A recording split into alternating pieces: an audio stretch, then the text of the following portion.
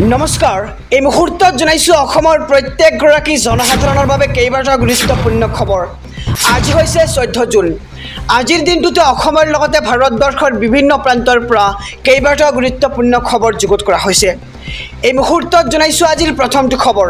আজিৰ প্ৰথমটো খবৰেই ৰাজ্যবাসীৰ বাবে এটা ডাঙৰ খবৰ। আধাৰ কাৰ্ড, পান কাৰ্ড, ড্ৰাইভিং লাইচেন্সৰ গৰাকীলৈ আহি পৰিছে ডাঙৰ খবৰ।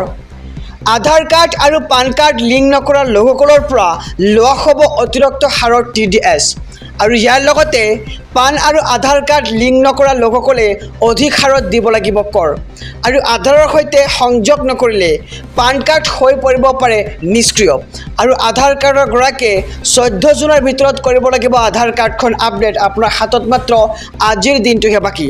যদি আপুনি আজিৰ দিনটোত আধাৰ কাৰ্ডখন আপডেট নকৰে তেন্তে আপুনি পিছলৈ গৈ কিন্তু অধিক জৰিমনা ভৰিব লগা হ'ব পাৰে আৰু বিনামূলীয়া অনলাইন আধাৰ আপডেটৰ সময়সীমা হৈছে আজিৰ দিনটো অৰ্থাৎ 14 জুন আৰু এই 14 জুন দিন ধাৰ্য কৰিছে UIDAIৰ ফালৰ পৰা আৰু এতিয়াৰ পৰা পৰিবহণ কাৰ্যালয়ত দিব নালাগে ড্ৰাইভিং লাইচেন্সৰ টেষ্ট। আকৌ এটা খবৰ জনাইছোঁ, নতুন খবৰ যে ব্যক্তিগত ড্ৰাইভিং প্ৰশিক্ষণ কেন্দ্ৰত আপুনি দিব পাৰিব এই টেষ্ট আৰু লাইচেন্স নোহোৱাকৈ গাড়ী মটৰ চলালে আপুনি ভৰিব লগা হ'ব পাৰে অধিক জৰিমনা আৰু লাইচেন্স নোহোৱাকৈ গাড়ী চলালে আপুনি ভৰিব লগা হ'ব পাৰে 2000 টকা পৰ্যন্ত জৰিমনা আৰু ইয়াৰ লগতে কিশোৰে গাড়ী চলালে ভৰিব লাগিব 25000 টকা জৰিমনা আৰু আধাৰ কাৰ্ড, পান কাৰ্ড, ড্ৰাইভিং লাইচেন্সক লৈ আহি পৰিছে ডাঙৰ খবৰ। আমি খবৰটো জনাইছোঁ আমাৰ সমূহ দৰ্শকক। এই মুহূৰ্তত জনাইছোঁ আজিৰ দ্বিতীয় নম্বৰ খবৰটো। এটা ভাল খবৰ। অহা 18 জুন তাৰিখে বেংকত সোমাব চৰকাৰী ধন আৰু কোটি কোটি লোকৰ বাবে এয়া এক ভাল খবৰ। মোদী চৰকাৰে মুকলি কৰিব PM কিষাণৰ 17 নম্বৰ কিস্তিৰ ধন আৰু 2000 টকাকৈ লাভ কৰিব কোটি কোটি কৃষকে আৰু 9.3 কোটি কৃষকৰ বেংক একাউণ্টত এই ধন জমা কৰা হ'ব আৰু বাৰাণসীৰ এক অনুষ্ঠানত প্ৰধানমন্ত্ৰীয়ে মুকলি কৰি দিব PM কিষাণৰ এই ধন আৰু অসমৰ 17.5 লাখ কৃষকে লাভ কৰিব এই ধন আৰু অহা 18 জুন তাৰিখে বেংকত সোমাব চৰকাৰী ধন, কিয়নো কোটি কোটি কৃষকে লাভ কৰিব PM কিষাণৰ 17 নম্বৰ কিস্তিৰ ধন আৰু মোদী চৰকাৰে মুকলি কৰিব PM কিষাণৰ 17 সংখ্যক কিস্তিৰ ধন। এই মুহূৰ্তত জনাইছোঁ আজিৰ তৃতীয় নম্বৰ খবৰটো।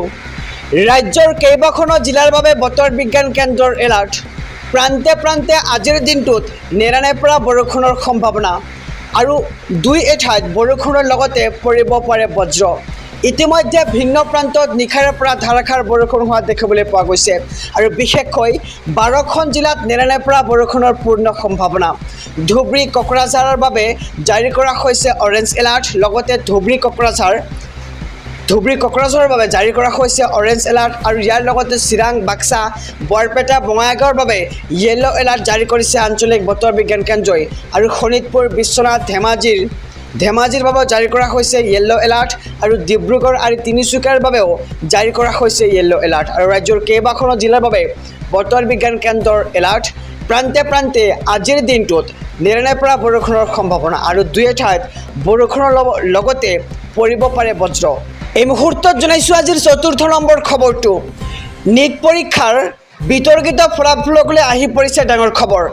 বাতিল কৰা হ'ল নীট পৰীক্ষাৰ গ্ৰেছ মাৰ্ক পোৱা পৰীক্ষাৰ্থীয়ে পুনৰ বহিব লাগিব পৰীক্ষাত আৰু এই গোচৰৰ শুনানি লৈ নিৰ্দেশ উচ্চতম ন্যায়ালয়ৰ আৰু 23 জুনত পুনৰ পৰীক্ষা অনুষ্ঠিত কৰাৰ নিৰ্দেশ এইবাৰ সুপ্ৰিম কোৰ্টৰ আৰু অহা 30 জুনত ঘোষণা কৰিব লাগিব পৰীক্ষাৰ ফলাফল আৰু 3টা বিষয়ক লৈ গোচৰ চলি আছে উচ্চতম ন্যায়ালয়ত আৰু নীট UG পৰীক্ষাক লৈ দেশজুৰি সৃষ্টি হৈছিল খলকনিৰ আৰু সৰ্বোচ্চ ন্যায়ালয়ৰ দ্বাৰস্থ হৈছিল হাজাৰ হাজাৰ পৰীক্ষাৰ্থী আৰু নীট পৰীক্ষাৰ বিতৰ্কিত ফলাফলক লৈ আহি পৰিছে ডাঙৰ খবৰ। আমি খবৰটো জনাইছোঁ যে বাতিল কৰা হ'ল এইবাৰ নীট পৰীক্ষাৰ গ্ৰেছ মাৰ্ক আৰু গ্ৰেছ মাৰ্ক পোৱা পৰীক্ষাৰ্থীয়ে পুনৰ বহিব লাগিব পৰীক্ষাত।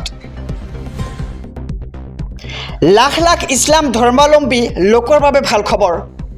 অহা 17 জুন সোমবাৰে পবিত্ৰ ঈদ-উল আজহা আৰু কেন্দ্ৰীয় হিলাল কমিটি অসমে জনাইছে এই কথা আৰু অসমৰ লগতে দেশৰ মুছলমান সমাজে পালন কৰিব পবিত্ৰ ঈদ-উল আজহা আৰু অসমবাসীৰ ৰাইজলৈ ঈদ মোবাৰক হিলাল কমিটিৰ আৰু লাখ লাখ ইছলাম ধৰ্মাৱলম্বী লোকৰ বাবে ভাল খবৰ, কিয়নো 17 জুন সোমবাৰে পবিত্ৰ ঈদ উল আজহা আৰু কেন্দ্ৰীয় হিলাল কমিটি তথা অসমে জনাইছে এই কথা।